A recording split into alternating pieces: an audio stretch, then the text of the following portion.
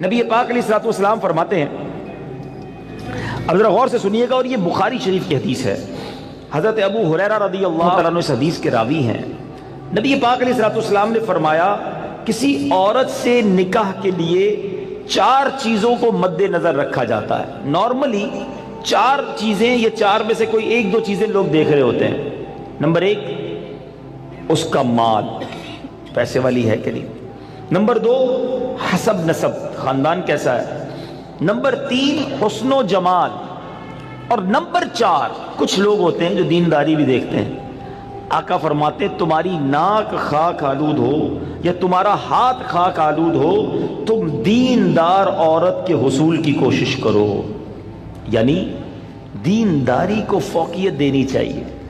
احادیث کا یہ مضمون بھی ملتا ہے کہ جو کسی عورت سے عزت کے لیے شادی کرے وہ ذلیل کر دیا جاتا ہے، کوئی دولت کے لیے شادی کرے وہ غریب اور فقیر کر دیا جائے گا، اور جو دینداری کے لیے شادی کرتا ہے اللہ اسے عروج، برکت اور خوشیاں عطا فرماتا ہے۔ تو موسٹ پریورٹی، پہلی ترجیح کیا ہونی چاہیے؟ یہ ہے تھوڑا سا مشکل، اصل میں یہ باتیں جو ہے نا نوجوانوں کو سمجھ نہیں آتی۔ جو شادی شدہ ہے نا، یہ شکل و صورت جو ہے نا، یہ اس کی اہمیت بعد میں بہت تھوڑی رہ جاتی ہے۔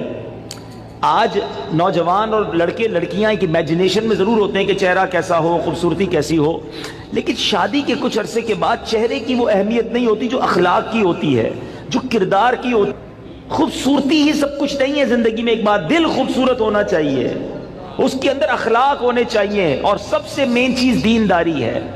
اب میں یہاں جو بزرگ بیٹھے ہیں ان سے ایک بات کرنا چاہوں گا کہ چلے یہ تو لڑکوں کی خواہش، لڑکیوں کی بات ہو گئی، ماں باپ کی خواہش کیا ہوتی ہے؟ فیملی ممبر سے پوچھیں، کسی بزرگ سے پوچھیں، بھائی آپ کو اپنے بیٹے کی شادی کرنی ہے، بہو کیسی چاہیے؟ تو وہاں بھی یہی ہوگا، خوبصورت ہو، پڑھی لکھی ہو، سمجھدار ہو، گھر گرستی آتی ہو، خاندان بڑا ہو، بس یہ 4-5 چیزیں۔ آج رشتہ ڈھونڈتے وقت دینداری کون چیک کرتا ہے؟ آپ نے کبھی یہ سوچا؟ اب میں ایک بڑی عجیب بات کرنے جا رہا ہوں، علماء نے کتابوں میں یہ بات لکھی ہے کہ علماء فرماتے ہیں کہ اس نوجوان پر اپنی ہونے والی اولاد کا حق ہے جس کی ابھی شادی نہیں ہوئی۔ جی ہاں، جس کی شادی نہیں ہوئی نا، اس کی اپنی اولاد کا ایک حق ابھی سے اس پر ہے، اور وہ حق کیا ہے کہ وہ اپنی ہونے والی اولاد کے لیے اچھی ماں تلاش کرے، کیونکہ ماں ہی پہلی درسگاہ ہے۔ ماں ہی اچھی نہیں ہے، ماں ہی دیندار نہیں ہے، ماں ہی برے کاموں میں ہے، تو اس کی اولاد کی تربیت کیسی ہوگی؟ یعنی آپ نے اپنی ہونے والی اولاد کے ساتھ ظلم کیا اگر آپ نے ان کے لیے اچھی ماں تلاش نہ کی۔ سیدی غوث اعظم رضی اللہ عنہ کی ہم نام کی مالا جپتے ہیں، غوث پاک کے غلام کہلاتے ہیں، سارے تقریباً قادری بیٹھے ہوں گے، ہیں پیرانے پیر کے چاہنے والے ہیں نا۔ غوث پاک کی شان کیا تھی؟ مدرسے میں گئے، قاری صاحب نے کہا پڑھو بسم اللہ الرحمن الرحیم، میرے غوث پاک نے بسم اللہ سے شروع کیا اور 18 پارے زبانی سنا دی۔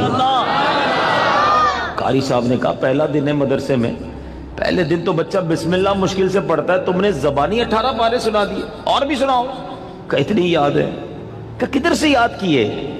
کہا میں جب ماں کے پیٹ میں تھا میری ماں 18 پاروں کی حافظہ تھی، ماں تلاوت قرآن کرتی تھی، ماں کے پیٹ میں ہی میں نے قرآن یاد کر لیا۔ وہ حافظہ تھی تو بچے کو برکت ملی نا۔ اب جو ماں فلمیں دیکھنے والی، گانے سننے والی، بے پردہ گھومنے والی، نمازیں قضا کرنے والی ہوگی، اس کے پیٹ میں جب بچہ ہوگا تو کیا اثر پڑے گا بچے پر؟ خاتون جنت بی بی فاطمہ، نبی پاک علیہ الصلوۃ والسلام کی شہزادی نے حسنین کریمین کو کیسے پالا ہے؟ یہ جنت کے پھول ایسے ہی نہیں ہیں۔ بی بی فاطمہ جب جھولا جھلاتی تھی تو قرآن کی آیتیں پڑھا کرتی تھی، بچپن سے قرآن سنا ہے حسنین کریمین کے کانوں نے۔ ہمارے بچے کیا سنیں گے اگر ماں دیندار نہ ہوئی؟ صرف خوبصورتی، صرف پیسہ، صرف جہیز۔ نہ کریں ایسا، وہ بچے بھی نہ کریں ایسا، اور ان کے ماں باپ بھی نہ کریں ایسا۔ سب سے پہلی چیز رشتہ کرنے سے پہلے جو دیکھنی ہے وہ اس کا عقیدہ دیکھو، اس کے ایمان کیسا ہے۔ بہت زبردست خوبصورت بھی ہے، پیسہ بھی ہے، جہیز بھی لائے گی، مگر اللہ رسول کے بارے میں عقیدہ اچھا نہیں ہے، اولیاء کے بارے میں کچھ اور سوچتی ہے، غوث پاک کی 11ویں منانے کو شرک سمجھتی ہے، اگر ایسی عورت ہے جو میلاد منانے کو جناب بدعت سمجھتی ہے، اگر ایسی عورت تمہارے گھر میں آ گئی جو صحابہ کرام یا اہل بیت اطہار کے بارے میں برے خیالات رکھتی ہے، بتاؤ نا کس کام کا اس کا پیسہ، کس کام کی اس کی خوبصورتی جو میرے پورے گھر کے عقیدے کو برباد کر کے رکھ دے۔ اس باپ پر تف ہے اور اس نوجوان پر بھی تف ہے کہ جس نے شادی کرتے وقت یہ نہ دیکھا کہ میری ہونے والی جو بیوی ہے اس کا عقیدہ کیا ہے، اور پھر نماز پڑھتی ہے کہ نہیں، پردہ کرتی ہے کہ نہیں۔ ارے اگر بے نمازی اور بے پردہ عورت تمہارے گھر میں آتی ہے تو وہ کیا بچے کی تربیت کرے گی اور تمہارے آئندہ آنے والی نسلوں کا کیا ہوگا؟ اور اسی طرح جو میری بہنیں مجھے سن رہی ہیں اور وہ مائیں جو مجھے سن رہی ہیں، وہ والد جو مجھے سن رہے ہیں کہ جو اپنی بچیوں کے لیے رشتہ تلاش کر رہے ہیں، کیا دیکھتے ہیں؟ بچہ دکھتا کیسا ہے؟ ارے بھائی دکھنے میں کمزور ہوگا پھر بھی چلے گا، پیسے کتنے کماتا ہے یہ بتاؤ، ہیں؟ خاندان کیسا ہے؟ اچھا پھر ہم 2-3 برائیاں چیک کرتے ہیں، یہ بھی بڑا عجیب معاملہ ہے۔ کیا چیک کرتے ہیں؟ شراب تو نہیں پیتا، جوا تو نہیں کھیلتا، نشہ تو نہیں کرتا، بس یہ 2-3 برائیاں ہی چیک کرنی ہے۔ یقیناً شراب پینا حرام ہے، جوا کھیلنا حرام ہے، نشہ کرنا اچھا نہیں ہے، لیکن نماز نہ پڑھنا کوئی گناہ نہیں ہے، سب سے بڑا گناہ ہے۔ اچھا پھر یہ تینوں چیزیں پتہ ہے کیوں چیک کرتے ہیں ہم؟ اپنے دل سے پوچھو، گناہ ہے اس لیے یا لوگوں کو برا لگتا ہے اس لیے؟ خاندان کا نام خراب ہو جائے گا نا، کسی نشئی کو داماد بنا لیا، کسی شرابی کو داماد بنا لیا، اپنی بیٹی کسی جواری کے ہاتھ میں دے دی، لوگ کیا کہیں گے؟ اس لیے اللہ ناراض ہوگا اس کی فکر نہیں۔ اگر اس کی فکر ہوتی تو پہلے یہ چیک کرتے اس کا عقیدہ کیا ہے۔ ایسا بھی ہوا ہے، ہم نے دیکھا ہے کہ اپنے باپ نے اپنی بیٹی کو پردہ کرایا ساری زندگی، اولیاء کرام صحابہ کی محبت گھر میں تھی، اور ایسی جگہ بیٹی بیاہ دی کہ شادی ہونے کے بعد سسرال والوں نے کہا کہ پردہ ختم کرو، ہمیں پردہ اچھا نہیں لگتا، اور خبردار آئندہ اولیاء کرام کا نام لیا۔ اب باپ سر پکڑ کے روتا ہے، پتہ نہیں اپنی بیٹی کدھر دے دی۔ اب خیال آیا تمہیں، پہلے نہیں سوچنا تھا؟ رشتے میں سب سے پہلے عقیدہ ہے، مگر جو کسی کا آقا ہو اس کی تربیت ایسی کی جا رہی ہے تو مجھے بتائیے آج کا ملازم ہمارا غلام تو نہیں ہے نا؟ آج تو ہم نے اس سے ایک وقت کا اجارہ کیا ہے کہ جناب آپ 8 گھنٹے کے لیے میرے پاس آئیں گے اور پرٹیکولرلی یہ کام کریں گے، جو کام دیا میں اس سے وہ کام لے سکتا ہوں، نہ میرا وہ زر خرید غلام ہے، شام کو جا کر وہ کچھ بھی کرے اس کا میرا کوئی کانٹریکٹ ہی نہیں ہے۔ مگر اس کے باوجود جو آج ملازمین کے ساتھ سلوک کیا جاتا ہے، غلام کے ساتھ اچھا سلوک کرنے کا اسلام درس دیتا ہے، تو ملازمین کے ساتھ تو اس سے بڑھ کر اچھا سلوک کرنا ہوگا نا، کیونکہ وہ تو غلام بھی نہیں ہے۔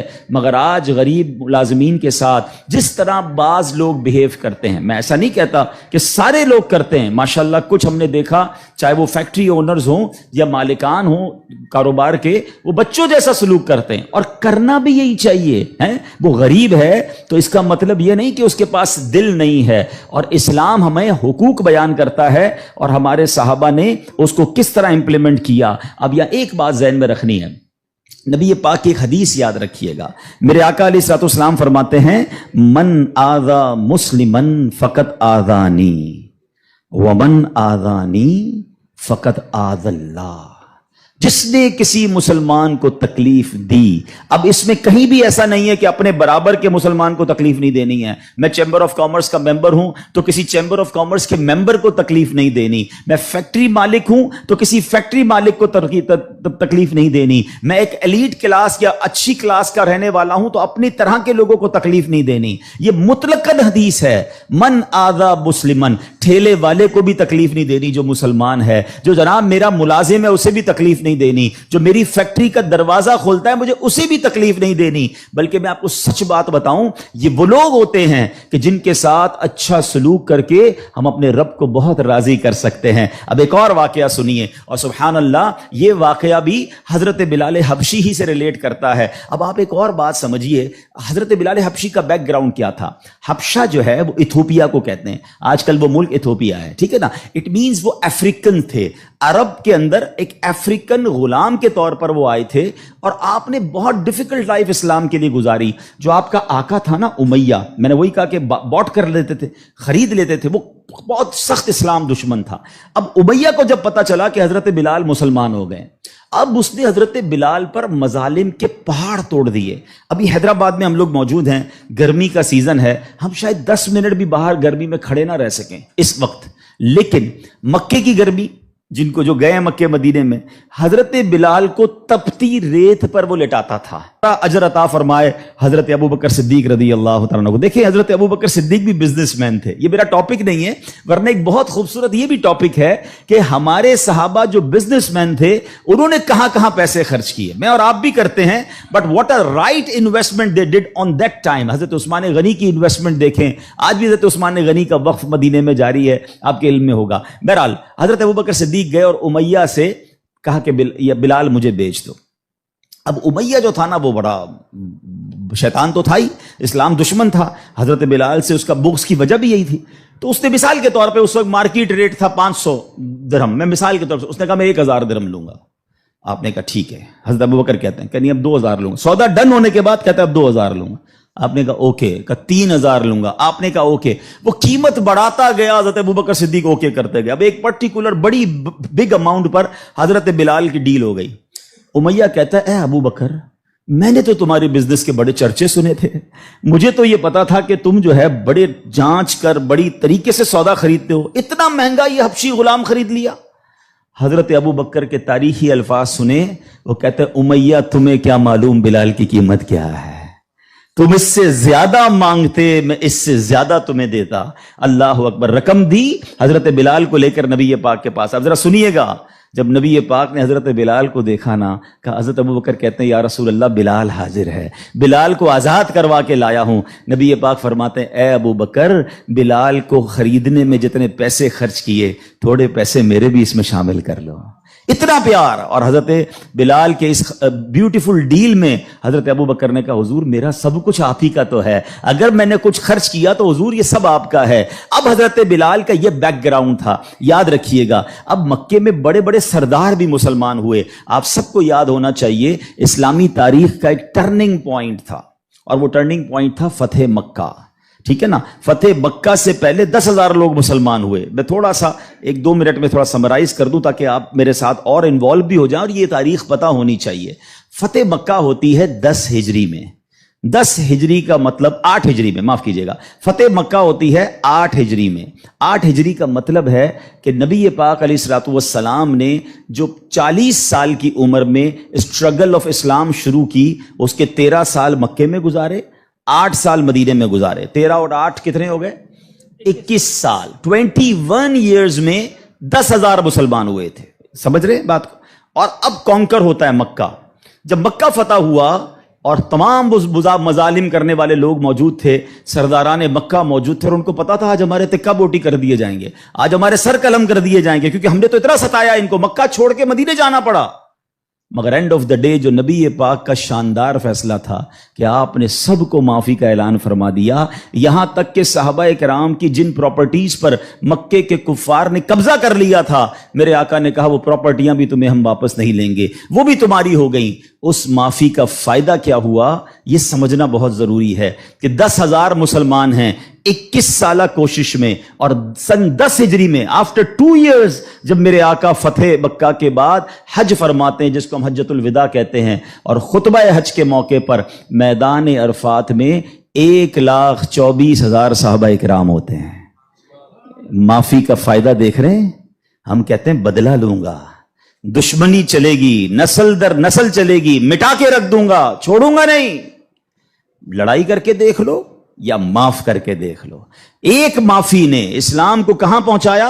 10,021 سالوں میں, اور معافی کے بعد ودن 2 ایئرز 1,24,000 صحابہ کہاں موجود ہیں؟ عرفات کے میدان میں موجود ہیں. اینڈ فرام دیٹ ڈے, ایک اور بات, ہسٹری پڑھیے اسلام کی, فتح مکہ کے بعد اسلام نے جو ٹیک آف کیا ہے, آج تک اسلام پیچھے نہیں گیا. 200 کروڑ مسلمان ہیں آج دنیا میں.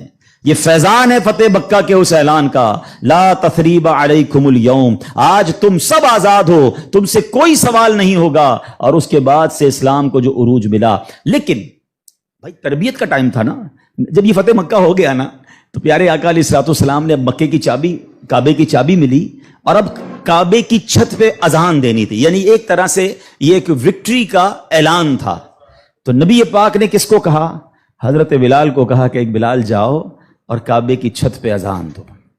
اب جو سرداران مکہ تھے نا وہ کہتے ہیں یار ہم اتنے بڑے بڑے سردار, اتنی بڑی فیملی سے تعلق رکھنے والے ہیں, اتنا پیسہ ہمارے پاس, اتنے بڑے قبیلے کے سربراہ, اور آج اتنے عظیم موقع پر جو فتح مکہ کے بعد اذان دینے کا موقع, وہ بھی کعبے کی چھت پر, وہ کس کو دیا جا رہا ہے؟ ایک حبشی غلام کو. اللہ اکبر. یہ خبر نبی پاک تک پہنچ گئی کہ کچھ لوگ بے چین ہیں, کچھ لوگوں کو یہ برا لگ رہا ہے کہ بلال کو یہ موقع کیوں ملا, ہم بڑے خاندان والے, ہم پیسے والے. پیارے آقا علیہ الصلوۃ والسلام نے ان کو بلایا. پہلے تو نبی پاک نے سوال کیا کہ کیا آپ لوگ ایسی باتیں کر رہے تھے؟ کہ جی حضور کر رہے تھے. اب نبی پاک نے کیا فرمایا؟ نبی پاک کی گفتگو سے پہلے قرآن کی آیت نازل ہوتی ہے اور رہتی دنیا کے لیے ایک اصول بیان ہو گیا. اب یہ اصول مجھے اور آپ کو یاد رکھنا ہے. اللہ کریم قرآن میں ارشاد فرماتا انا اکرمکم عند اللہ اتقاکم. فرمایا بے شک اللہ کے یہاں تم میں زیادہ عزت والا وہ ہے جو تم میں زیادہ پرہیزگار ہے. یہ وہ فارمولہ ہے جو مجھے یاد رکھنا ہے. پیسے والا زیادہ عزت والا نہیں ہے. جناب میں فلاں چیمبر کا صدر تو وزیر نائب صدر تو فلاں علاقے کا ہیڈ تو جناب قومی اسمبلی کا ممبر تو منسٹر یا جناب مل اونر نہیں. فلاں خاندان میرے سر نیم میں یہ نیم لگتا ہے جس کی وجہ سے میرا بہت بڑا خاندان ہے. قرآن نے فیصلہ کر دیا ہے ان اکرمکم عند اللہ اتقاکم. اللہ کے نزدیک عزت والا وہ ہے جو زیادہ پرہیزگار ہے. وہ میرا ملازم بھی ہو سکتا ہے, وہ میرا خان سما بھی ہو سکتا ہے, وہ میرا غریب رشتہ دار بھی ہو سکتا ہے, وہ باہر ٹھیلا لگانے والا بھی ہو سکتا ہے. اگر وہ اللہ کی بارگاہ میں پرہیزگار ہے وہ سب سے زیادہ, ہم سب سے زیادہ عزت والا ہے. اور یہی اسلام کا حسن ہے. اچھا مزے کی بات یہ ہے, ایک طرف تو یہ حسن ہم پریکٹیکلی بھی پریکٹس کرتے ہیں. مثال کے طور پہ بعض اوقات آفس میں نماز کا ٹائم ہو گیا اور ہمارے کسی ملازم میں کوئی بادشاہ ہے یا حافظ صاحب ہے یا اچھا تلاوت کرنے والا ہے, ہم اس کو کہتے ہیں حضرت آپ نماز پڑھا دیں. بالکل اچھی بات. یہ تو اعلان ہے نا کہ بھائی آپ سیٹ ہیں, آپ پیچھے ہیں, اور امامت کون کر رہا ہے؟ ایک نارمل سا انسان ہے, لیکن وہ عبادت گزار ہے, اس کو قرآن آتا ہے, مگر صرف نماز کی حد تک. امام صاحب نے نماز پڑھا دی, پھر جا کر اس سے وہی انداز اختیار کرنا ہے جو عام ملازمین سے کرنا ہے. نہیں, یہ فارمولہ ہمیں اسلام سکھا رہا ہے. تو یہاں میرا جو آج ٹاپک ہے کہ سیٹ اور ملازم میں فرق, یہ ہمیں نہیں کرنا ہے. ٹھیک ہے, کاروبار ہے, آپ اس سے کام لیں, آپ اس سے اجرت پر کام لے رہے ہیں, مگر آپ نے اسے خریدا نہیں ہے, اور اگر خرید بھی لیا ہے تو اس کے اوپر زیادتی کی اجازت نہیں ہے. مگر آج چونکہ غریب لوگ ہیں, بیچاروں کو جاب ملتی نہیں, تو جو منہ میں آیا کہہ دیتے ہیں, جس طرح ڈانٹنا ہے ڈانٹ دیتے ہیں, اور بعض اوقات تو گالیاں نکالتے ہیں. مجھے یاد ہے ایک صاحب مجھے ملے اور مجھے جو ہے وہ میں نے پوچھا, ایسے تھوڑا سا کلوز تھے, کہ یار آپ کی سیلری کتنی ہے؟ اب یہ تھوڑی چند سالوں پرانی بات ہے. He is not that much professional, normal سا انسان تھا, منشی ٹائپ کے جیسے ہوتے ہیں نا. تو کہتے 80,000 تنخواہ ہے. میں نے کہا ماشاءاللہ تنخواہ تو اچھی ہے. تو کہتے ہیں 40,000 کام کے ہیں, 40,000 گالیوں کے ہیں. تو میں حیران ہو گیا. کہتا صبح سے شام گالیاں سنتا ہوں بھی بھائی, کیا کروں, غریب آدمی ہوں, پیسے اچھے ملتے ہیں اس لیے چھوڑ نہیں سکتا. اب میں نے سوچا کہ وہ جو مالک ہے, وہ جو سیٹ ہے, وہ قیامت کے دن کیا جواب دے گا؟ کیا پیسے دے کر گالی دینے کی تمہیں اجازت مل گئی ہے؟ کیا ذلیل کرنے کی اجازت مل گئی؟ ایسا نہ کریں پلیز. ہمارا اسلام ہمیں بہت خوبصورت مساوات کا درس دیتا ہے, اور غریب لوگ تو زیادہ ڈیزرو کرتے ہیں انہیں پیار کرنے کا. نبی پاک علیہ الصلوۃ والسلام کو, اب میرے آقا کا انداز دیکھیے گا, صحابہ بھی تو غریب تھے نا. اب صحابہ میں ایک بہت بڑی تعداد تھی جو اصحاب صفہ کے تھے. اصحاب صفہ آپ گئے ہوں گے مدینہ شریف, اللہ بار بار ہم سب کو حاضری عطا فرمائے. وہاں ایک بینچ, ایک چبوترا بنا ہوا ہے. یہ جو اصحاب صفہ تھے نا, یاد رکھیے گا, یہ اپروکسیمیٹلی 70 کے قریب ہوتے تھے. ان کی تعداد پلس مائنس ہوتی تھی. ان میں بہت بڑا نام حضرت ابو ہریرہ رضی اللہ تعالیٰ عنہ کا بھی ہے. یہ صحابہ اتنے غریب تھے کہ ان کے پاس گھر نہیں ہوتا تھا, ان کے پاس پہننے کے لیے پورے کپڑے بھی نہیں ہوتے تھے. ایک لباس, ایک چادر پہن کے بعض اوقات بیٹھے ہوتے, مگر شوق کیا تھا کہ علم دین سیکھنا ہے, نبی پاک علیہ الصلوۃ والسلام سے تربیت لینی ہے.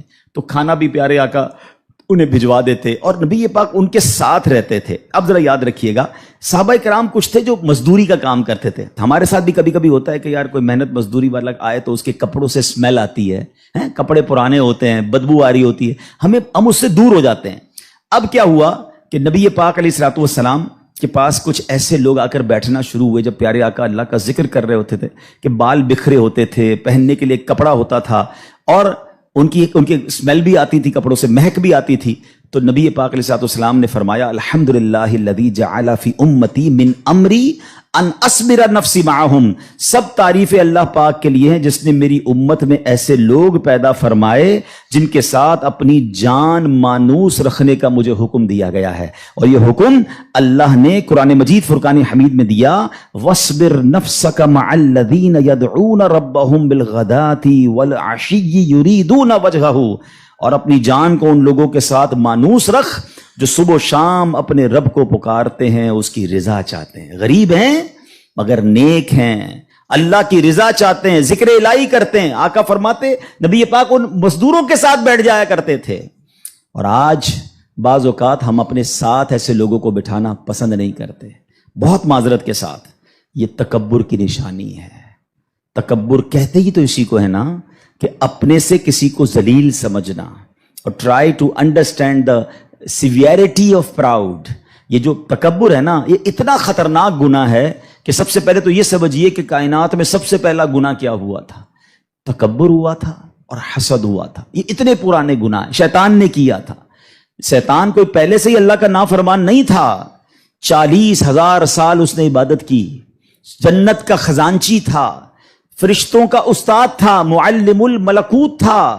once in a lifetime he did proud. ایک بار تکبر کیا، حضرت آدم کو سجدہ کرنے سے انکار کیا نا. جملہ کیا تھا اس کا؟ قرآن میں موجود ہے نا، انا خیر من، اے اللہ میں اس سے بہتر ہوں. خلقتنی من نار وخلقتہ من طین، تو نے مجھے آگ سے بنایا اور اس کو مٹی سے بنایا، میں تو اس سے بہتر ہوں. Actually this is the definition of تکبر. یہی تعریف نبی پاک علیہ السلام فرماتے ہیں، اب ذرا غور سے سنیے گا، اور یہ بخاری شریف کی حدیث ہے. حضرت ابو ہریرہ رضی اللہ تعالیٰ عنہ اس حدیث کے راوی ہیں. نبی پاک علیہ السلام نے فرمایا کسی عورت سے نکاح کے لیے 4 چیزوں کو مد نظر رکھا جاتا ہے. نارملی 4 چیزیں، یہ 4 میں سے کوئی 1-2 چیزیں لوگ دیکھ رہے ہوتے ہیں. نمبر 1 اس کا مال، پیسے والی ہے کہ نہیں. نمبر 2 حسب نسب، خاندان کیسا ہے. نمبر 3 حسن و جمال. اور نمبر 4 کچھ لوگ ہوتے ہیں جو دینداری بھی دیکھتے ہیں. آقا فرماتے تمہاری ناک خاک آلود ہو یا تمہارا ہاتھ خاک آلود ہو، تم دیندار عورت کے حصول کی کوشش کرو. یعنی دینداری کو فوقیت دینی چاہیے.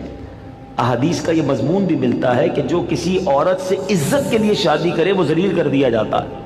کوئی دولت کے لیے شادی کرے وہ غریب اور فقیر کر دیا جائے گا. اور جو دینداری کے لیے شادی کرتا ہے اللہ اسے عروج، برکت اور خوشیاں عطا فرماتا ہے. تو موسٹ پریورٹی، پہلی ترجیح کیا ہونی چاہیے؟ یہ ہے تھوڑا سا مشکل. اصل میں یہ باتیں جو ہے نا نوجوانوں کو سمجھ نہیں آتی. جو شادی شدہ ہے نا، یہ شکل و صورت جو ہے نا، یہ اس کی اہمیت بعد میں بہت تھوڑی رہ جاتی ہے. آج نوجوان اور لڑکے لڑکیاں ایک امیجنیشن میں ضرور ہوتے ہیں کہ چہرہ کیسا ہو، خوبصورتی کیسی ہو، لیکن شادی کے کچھ عرصے کے بعد چہرے کی وہ اہمیت نہیں ہوتی جو اخلاق کی ہوتی ہے، جو کردار کی ہوتی. خوبصورتی ہی سب کچھ نہیں ہے زندگی میں. ایک بات، دل خوبصورت ہونا چاہیے، اس کے اندر اخلاق ہونے چاہیے، اور سب سے مین چیز دینداری ہے. اب میں یہاں جو بزرگ بیٹھے ہیں ان سے ایک بات کرنا چاہوں گا کہ چلے یہ تو لڑکوں کی خواہش، لڑکیوں کی بات ہو گئی. ماں باپ کی خواہش کیا ہوتی ہے؟ فیملی ممبر سے پوچھیں، کسی بزرگ سے پوچھیں، بھائی آپ کو اپنے بیٹے کی شادی کرنی ہے، بہو کیسی چاہیے؟ تو وہاں بھی یہی ہوگا، خوبصورت ہو، پڑھی لکھی ہو، سمجھدار ہو، گھر گرستی آتی ہو، خاندان بڑا ہو. بس یہ 4-5 چیزیں. آج رشتہ ڈھونڈتے وقت دینداری کون چیک کرتا ہے؟ آپ نے کبھی یہ سوچا؟ اب میں ایک بڑی عجیب بات کرنے جا رہا ہوں. علماء نے کتابوں میں یہ بات لکھی ہے کہ علماء فرماتے ہیں کہ اس نوجوان پر اپنی ہونے والی اولاد کا حق ہے جس کی ابھی شادی نہیں ہوئی. جی ہاں، جس کی شادی نہیں ہوئی نا، اس کی اپنی اولاد کا ایک حق ابھی سے اس پر ہے. اور وہ حق کیا ہے؟ کہ وہ اپنی ہونے والی اولاد کے لیے اچھی ماں تلاش کرے، کیونکہ ماں ہی پہلی درسگاہ ہے. ماں ہی اچھی نہیں ہے، ماں ہی دیندار نہیں ہے، ماں ہی برے کاموں میں ہے، تو اس کی اولاد کی تربیت کیسی ہوگی؟ یعنی آپ نے اپنی ہونے والی اولاد کے ساتھ ظلم کیا اگر آپ نے ان کے لیے اچھی ماں تلاش نہ کی؟ سیدی غوث اعظم رضی اللہ تعالیٰ عنہ کی ہم نام کی مالا جپتے ہیں، غوث پاک کے غلام کہلاتے ہیں، سارے تقریباً قادری بیٹھے ہوں گے، ہیں پیرانے پیر کے چاہنے والے ہیں نا۔ غوث پاک کی شان کیا تھی؟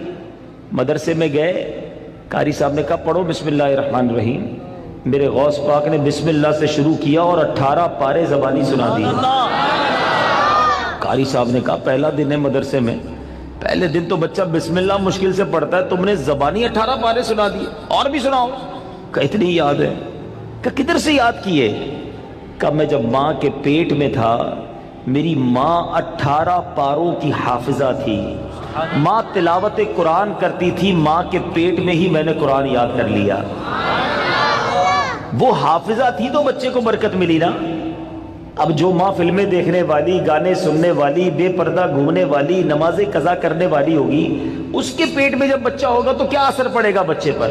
خاتون جنت بی بی فاطمہ نبی پاک علیہ السلام کی شہزادی نے حسنین کریمین کو کیسے پالا ہے؟ یہ جنت کے پھول ایسے ہی نہیں ہیں۔ بی بی فاطمہ جب جھولا جھلاتی تھی تو قرآن کی آیتیں پڑھا کرتی تھی، بچپن سے قرآن سنا ہے حسنین کریمین کے کانوں نے۔ ہمارے بچے کیا سنیں گے اگر ماں دیندار نہ ہوئی؟ صرف خوبصورتی، صرف پیسہ، صرف جہیز۔ نہ کریں ایسا، وہ بچے بھی نہ کریں ایسا اور ان کے ماں باپ بھی نہ کریں ایسا۔ سب سے پہلی چیز رشتہ کرنے سے پہلے جو دیکھنی ہے وہ اس کا عقیدہ دیکھو، اس کے ایمان کیسا ہے۔ بہت زبردست خوبصورت بھی ہے، پیسہ بھی ہے، جہیز بھی لائے گی، مگر اللہ رسول کے بارے میں عقیدہ اچھا نہیں ہے، اولیاء کے بارے میں کچھ اور سوچتی ہے، غوث پاک کی 11ویں منانے کو شرک سمجھتی ہے۔ اگر ایسی عورت ہے جو میلاد منانے کو جناب بدعت سمجھتی ہے، اگر ایسی عورت تمہارے گھر میں آ گئی جو صحابہ کرام یا اہل بیت اطہار کے بارے میں برے خیالات رکھتی ہے، بتاؤ نا کس کام کا اس کا پیسہ، کس کام کی اس کی خوبصورتی جو میرے پورے گھر کے عقیدے کو برباد کر کے رکھ دے۔ اس باپ پر تف ہے اور اس نوجوان پر بھی تف ہے کہ جس نے شادی کرتے وقت یہ نہ دیکھا کہ میری ہونے والی جو بیوی ہے اس کا عقیدہ کیا ہے، اور پھر نماز پڑھتی ہے کہ نہیں، پردہ کرتی ہے کہ نہیں۔ ارے اگر بے نمازی اور بے پردہ عورت تمہارے گھر میں آتی ہے تو وہ کیا بچے کی تربیت کرے گی اور تمہارے آئندہ آنے والی نسلوں کا کیا ہوگا؟ اور اسی طرح جو میری بہنیں مجھے سن رہی ہیں اور وہ مائیں جو مجھے سن رہی ہیں، وہ والد جو مجھے سن رہے ہیں کہ جو اپنی بچیوں کے لیے رشتہ تلاش کر رہے ہیں، کیا دیکھتے ہیں؟ بچہ دکھتا کیسا ہے؟ ارے بھائی دکھنے میں کمزور ہوگا پھر بھی چلے گا، پیسے کس نے کماتا ہے یہ بتاؤ، ہیں؟ خاندان کیسا ہے؟ اچھا پھر ہم 2-3 برائیاں چیک کرتے ہیں، یہ بھی بڑا عجیب معاملہ ہے۔ کیا چیک کرتے ہیں؟ شراب تو نہیں پیتا، جوا تو نہیں کھیلتا، نشہ تو نہیں کرتا، بس یہ 2-3 برائیاں ہی چیک کرنی ہے۔ یقیناً شراب پینا حرام ہے، جوا کھیلنا حرام ہے، نشہ کرنا اچھا نہیں ہے، لیکن نماز نہ پڑھنا کوئی گناہ نہیں ہے، سب سے بڑا گناہ ہے۔ اچھا پھر یہ تینوں چیزیں پتہ کیوں چیک کرتے ہم؟ اپنے دل سے پوچھو، گناہ ہے اس لیے یا لوگوں کو برا لگتا ہے اس لیے؟ خاندان کا نام خراب ہو جائے گا نا، کسی نشئی کو داماد بنا لیا، کسی شرابی کو داماد بنا لیا، اپنی بیٹی کسی جواری کے ہاتھ میں دے دی، لوگ کیا کہیں گے؟ اس لیے اللہ ناراض ہوگا اس کی فکر نہیں۔ اگر اس کی فکر ہوتی تو پہلے یہ چیک کرتے اس کا عقیدہ کیا ہے۔ ایسا بھی ہوا ہے، ہم نے دیکھا ہے کہ اپنے باپ نے اپنی بیٹی کو پردہ کرایا ساری زندگی، اولیاء کرام صحابہ کی محبت گھر میں تھی، اور ایسی جگہ بیٹی بیاہ دی کہ شادی ہونے کے بعد سسرال والوں نے کہا کہ پردہ ختم کرو، ہمیں پردہ اچھا نہیں لگتا، اور خبردار آئندہ اولیاء کرام کا نام لیا۔ اب باپ سر پکڑ کے روتا ہے، پتہ نہیں اپنی بیٹی کدھر دے دی۔ اب خیال آیا تمہیں، پہلے نہیں سوچنا تھا؟ رشتے میں سب سے پہلے عقیدہ ہے۔ مگر جو کسی کا آقا ہو اس کی تربیت ایسی کی جا رہی ہے تو مجھے بتائیے آج کا ملازم ہمارا غلام تو نہیں ہے نا؟ آج تو ہم نے اس سے ایک وقت کا اجارہ کیا ہے کہ جناب آپ 8 گھنٹے کے لیے میرے پاس آئیں گے اور پرٹیکولرلی یہ کام کریں گے، جو کام دیا میں اس سے وہ کام لے سکتا ہوں، نہ میرا وہ زر خرید غلام ہے، شام کو جا کر وہ کچھ بھی کرے اس کا میرا کوئی کانٹریکٹ ہی نہیں ہے۔ مگر اس کے باوجود جو آج ملازمین کے ساتھ سلوک کیا جاتا ہے، غلام کے ساتھ اچھا سلوک کرنے کا اسلام درس دیتا ہے، تو ملازمین کے ساتھ تو اس سے بڑھ کر اچھا سلوک کرنا ہوگا نا، کیونکہ وہ تو غلام بھی نہیں ہے۔ مگر آج غریب ملازمین کے ساتھ جس طرح بعض لوگ بہیو کرتے ہیں، میں ایسا نہیں کہتا کہ سارے لوگ کرتے ہیں، ماشاءاللہ کچھ ہم نے دیکھا، چاہے وہ فیکٹری اونرز ہوں یا مالکان ہوں کاروبار کے، وہ بچوں جیسا سلوک کرتے ہیں، اور کرنا بھی یہی چاہیے ہے۔ وہ غریب ہے تو اس کا مطلب یہ نہیں کہ اس کے پاس دل نہیں ہے، اور اسلام ہمیں حقوق بیان کرتا ہے اور ہمارے صحابہ نے اس کو کس طرح امپلیمنٹ کیا۔ اب یہاں ایک بات ذہن میں رکھنی ہے، نبی پاک کی ایک حدیث یاد رکھیے گا، میرے آقا علیہ الصلوۃ والسلام فرماتے ہیں من آذا مسلمن فقط آذانی ومن آذانی فقط آذ اللہ، جس نے کسی مسلمان کو تکلیف دی۔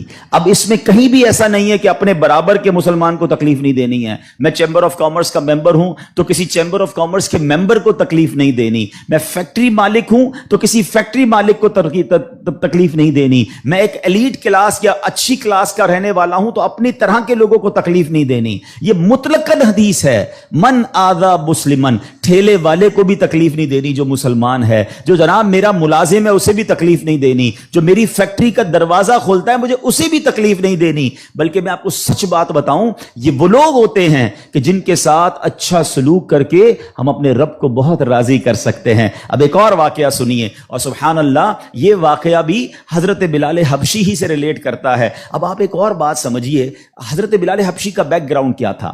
حبشہ جو ہے وہ ایتھوپیا کو کہتے ہیں، آج کل وہ ملک ایتھوپیا ہے، ٹھیک ہے نا۔ اٹ مینز وہ افریقن تھے، عرب کے اندر ایک افریقن غلام کے طور پر وہ آئے تھے، اور آپ نے بہت ڈیفیکلٹ لائف اسلام کے لیے گزاری۔ جو آپ کا آقا تھا نا امیہ، میں نے وہی کہا کہ باٹ کر لیتے تھے، خرید لیتے تھے، وہ بہت سخت اسلام دشمن تھا۔ اب امیہ کو جب پتا چلا کہ حضرت بلال مسلمان ہو گئے، اب اس نے حضرت بلال پر مظالم کے پہاڑ توڑ دیے۔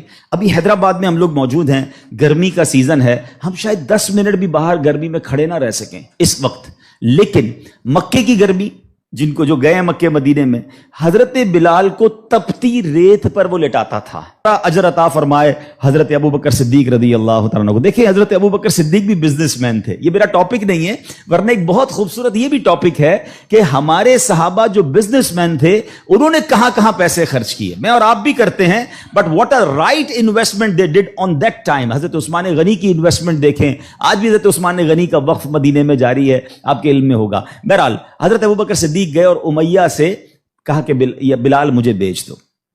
اب امیہ جو تھا نا وہ بڑا شیطان تو تھا ہی، اسلام دشمن تھا، حضرت بلال سے اس کا بغض کی وجہ بھی یہی تھی۔ تو اس نے مثال کے طور پہ، اس وقت مارکیٹ ریٹ تھا 500 درہم، میں مثال کے طور پر اس نے کہا میں 1000 درہم لوں گا۔ آپ نے کہا ٹھیک ہے۔ حضرت ابوبکر کہتے ہیں کہ نہیں اب 2000 لوں گا۔ سودا ڈن ہونے کے بعد کہتا ہے اب 2000 لوں گا۔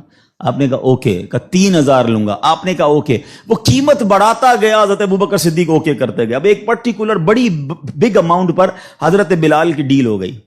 امیہ کہتا ہے اے ابو بکر، میں نے تو تمہارے بزنس کے بڑے چرچے سنے تھے، مجھے تو یہ پتا تھا کہ تم جو ہے بڑے جانچ کر بڑی طریقے سے سودا خریدتے ہو، اتنا مہنگا یہ حبشی غلام خرید لیا۔ حضرت ابو بکر کے تاریخی الفاظ سنے، وہ کہتے ہیں امیہ تمہیں کیا معلوم بلال کی قیمت کیا ہے، تم اس سے زیادہ مانگتے میں اس سے زیادہ تمہیں دیتا۔ اللہ اکبر۔ رقم دی حضرت بلال کو لے کر نبی پاک کے پاس۔ اب ذرا سنیے گا، جب نبی پاک نے حضرت بلال کو دیکھا نا، کہ حضرت ابو بکر کہتے ہیں یا رسول اللہ بلال حاضر ہے، بلال کو آزاد کروا کے لایا ہوں۔ نبی پاک فرماتے ہیں اے ابو بکر، بلال کو خریدنے میں جتنے پیسے خرچ کیے تھوڑے پیسے میرے بھی اس میں شامل کر لو۔ اتنا پیار۔ اور حضرت بلال کے اس بیوٹیفل ڈیل میں حضرت ابو بکر نے کہا حضور میرا سب کچھ آپ ہی کا تو ہے، اگر میں نے کچھ خرچ کیا تو حضور یہ سب آپ کا ہے۔ اب حضرت بلال کا یہ بیک گراؤنڈ تھا، یاد رکھیے گا۔ اب مکے میں بڑے بڑے سردار بھی مسلمان ہوئے۔ آپ سب کو یاد ہونا چاہیے اسلامی تاریخ کا ایک ٹرننگ پوائنٹ تھا، اور وہ ٹرننگ پوائنٹ تھا فتح مکہ، ٹھیک ہے نا۔ فتح مکہ سے پہلے 10,000 لوگ مسلمان ہوئے۔ میں تھوڑا سا 1-2 منٹ میں تھوڑا سمرائز کر دوں تاکہ آپ میرے ساتھ اور انوالو بھی ہو جائیں، اور یہ تاریخ پتہ ہونی چاہیے۔ فتح مکہ ہوتی ہے 10 ہجری میں، 10 ہجری کا مطلب 8 ہجری میں، معاف کیجیے گا، فتح مکہ ہوتی ہے 8 ہجری میں۔ 8 ہجری کا مطلب ہے کہ نبی پاک علیہ الصلوۃ والسلام نے جو 40 سال کی عمر میں اسٹرگل آف اسلام شروع کی، اس کے 13 سال مکے میں گزارے، 8 سال مدینے میں گزارے۔ 13 اور 8 کتنے ہو گئے؟ 21 سال۔ 21 ایئرز میں 10,000 مسلمان ہوئے تھے۔ سمجھ رہے ہیں بات کو؟ اور اب کانکر ہوتا ہے مکہ. جب مکہ فتح ہوا اور تمام مظالم کرنے والے لوگ موجود تھے، سرداران مکہ موجود تھے، اور ان کو پتا تھا آج ہمارے تکہ بوٹی کر دیے جائیں گے، آج ہمارے سر قلم کر دیے جائیں گے، کیونکہ ہم نے تو اتنا ستایا ان کو، مکہ چھوڑ کے مدینے جانا پڑا. مگر اینڈ آف دا ڈے جو نبی پاک کا شاندار فیصلہ تھا کہ آپ نے سب کو معافی کا اعلان فرما دیا، یہاں تک کہ صحابہ کرام کی جن پراپرٹیز پر مکے کے کفار نے قبضہ کر لیا تھا، میرے آقا نے کہا وہ پراپرٹیاں بھی تمہیں ہم واپس نہیں لیں گے، وہ بھی تمہاری ہو گئیں. اس معافی کا فائدہ کیا ہوا یہ سمجھنا بہت ضروری ہے کہ 10,000 مسلمان ہیں 21 سالہ کوشش میں، اور سن 10 ہجری میں آفٹر 2 ایئرز جب میرے آقا فتح مکہ کے بعد حج فرماتے ہیں، جس کو ہم حجۃ الوداع کہتے ہیں، اور خطبہ حج کے موقع پر میدان عرفات میں 1,24,000 صحابہ کرام ہوتے ہیں. معافی کا فائدہ دیکھ رہے ہیں؟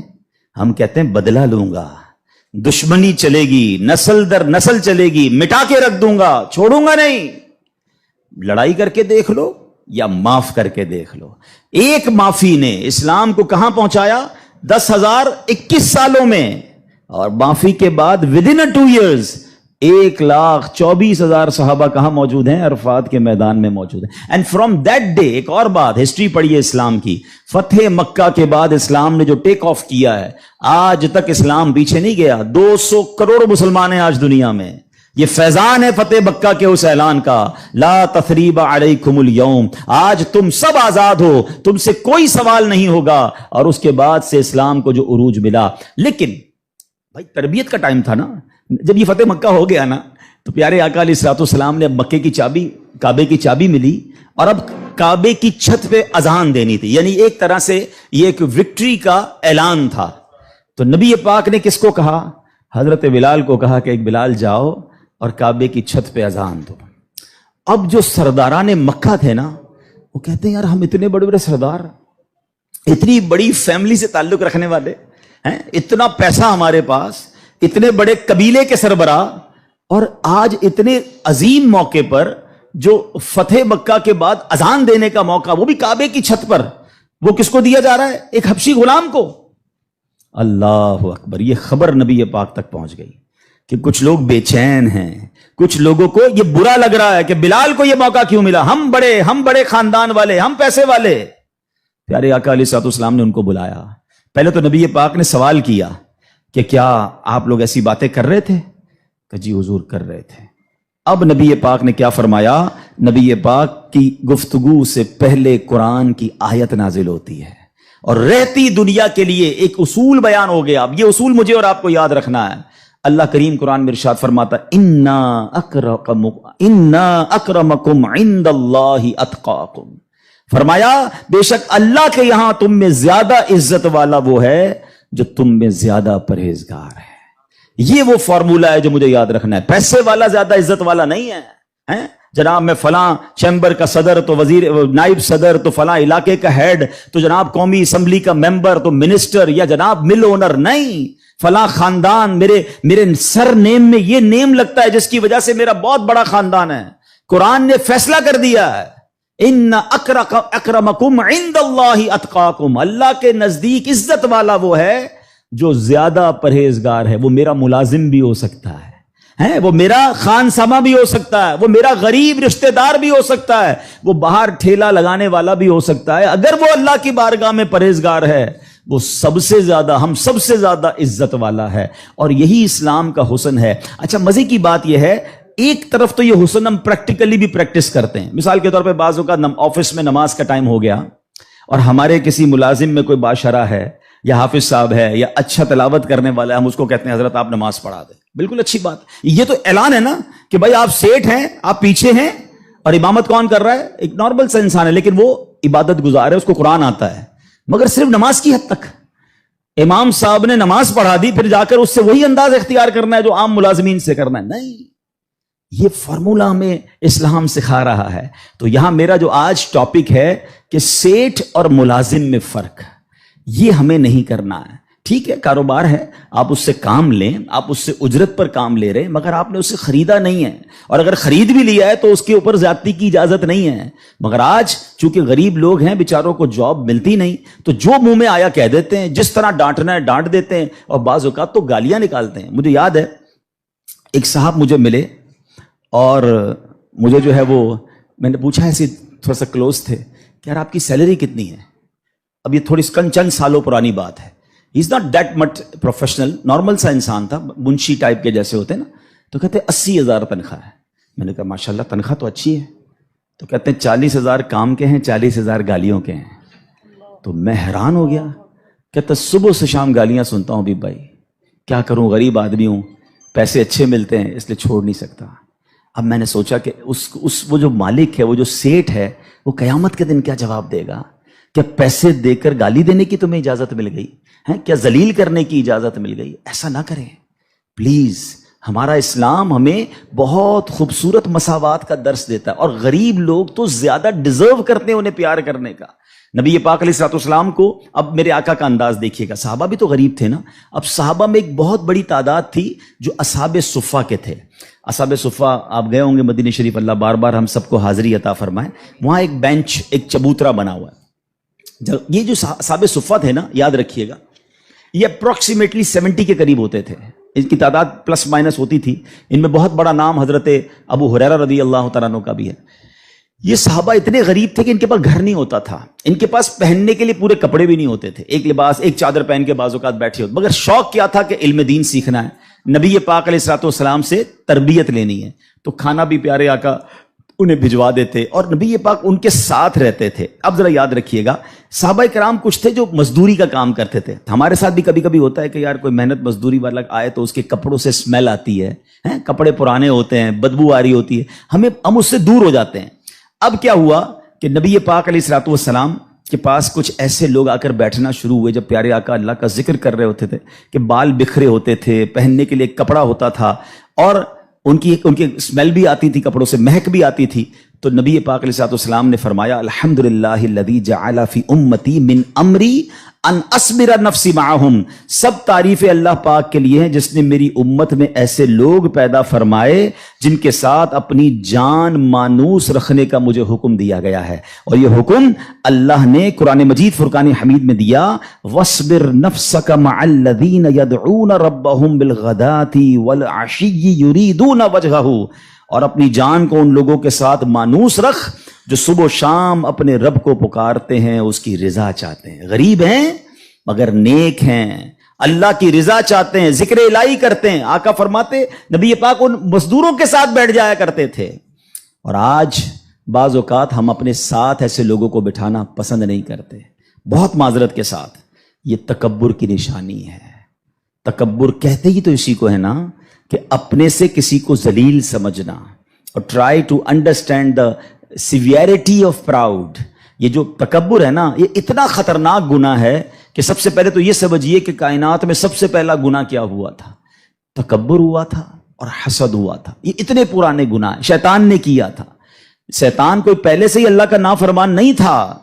40,000 سال اس نے عبادت کی, جنت کا خزانچی تھا, فرشتوں کا استاد تھا, معلم الملکوت تھا. once in a lifetime he did proud. ایک بار تکبر کیا, حضرت آدم کو سجدہ کرنے سے انکار کیا نا. جملہ کیا تھا اس کا؟ قرآن میں موجود ہے نا, انا خیر من, اے اللہ میں اس سے بہتر ہوں. خلقتنی من نار وخلقتہ من طین, تو نے مجھے آگ سے بنایا اور اس کو مٹی سے بنایا, میں تو اس سے بہتر ہوں. Actually this is the definition of تکبر. یہی تعریف نبی پاک علیہ الصلوۃ والسلام فرماتے ہیں. اب ذرا غور سے سنیے گا, اور یہ بخاری شریف کی حدیث ہے. حضرت ابو ہریرہ رضی اللہ تعالیٰ عنہ اس حدیث کے راوی ہیں. نبی پاک علیہ الصلوۃ والسلام نے فرمایا, کسی عورت سے نکاح کے لیے 4 چیزوں کو مد نظر رکھا جاتا ہے. نارملی 4 چیزیں, یہ 4 میں سے کوئی 1-2 چیزیں لوگ دیکھ رہے ہوتے ہیں. نمبر 1, اس کا مال, پیسے والی ہے کہ نہیں. نمبر 2, حسب نسب, خاندان کیسا ہے. نمبر 3, حسن و جمال. اور نمبر 4, کچھ لوگ ہوتے ہیں جو دینداری بھی دیکھتے ہیں. آقا فرماتے تمہاری ناک خاک آلود ہو یا تمہارا ہاتھ خاک آلود ہو، تم دیندار عورت کے حصول کی کوشش کرو. یعنی دینداری کو فوقیت دینی چاہیے. احادیث کا یہ مضمون بھی ملتا ہے کہ جو کسی عورت سے عزت کے لیے شادی کرے وہ ذلیل کر دیا جاتا ہے، کوئی دولت کے لیے شادی کرے وہ غریب اور فقیر کر دیا جائے گا، اور جو دینداری کے لیے شادی کرتا ہے اللہ اسے عروج، برکت اور خوشیاں عطا فرماتا ہے. تو موسٹ پریورٹی، پہلی ترجیح کیا ہونی چاہیے؟ یہ ہے تھوڑا سا مشکل. اصل میں یہ باتیں جو ہے نا نوجوانوں کو سمجھ نہیں آتی. جو شادی شدہ ہے نا، یہ شکل و صورت جو ہے نا، یہ اس کی اہمیت بعد میں بہت تھوڑی رہ جاتی ہے.